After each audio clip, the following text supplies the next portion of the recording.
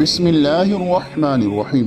رسول اللہ صلی اللہ علیہ وآلہ وسلم نے ارشاد فرمایا، جو شخص صبح کی نماز کے بعد 100 مرتبہ یہ کلمات کہے کہ لا الہ الا اللہ الملک الحق المبین، تو اللہ تعالیٰ اسے 3 نعمتیں عطا فرمائے گا۔ نمبر 1، دنیا اور آخرت کی سختی کو اس کے لیے آسان بنا دے گا۔ نمبر 2، شیطان اور حاکم کے شر سے اسے پناہ دے گا۔ نمبر 3، کسی گناہ کی وجہ سے اس کا ایمان زائل نہیں ہوگا۔ اللہ اکبر۔ آپ نے بھی صبح کی نماز کے بعد ان کلمات کو 100 مرتبہ ضرور پڑھنا۔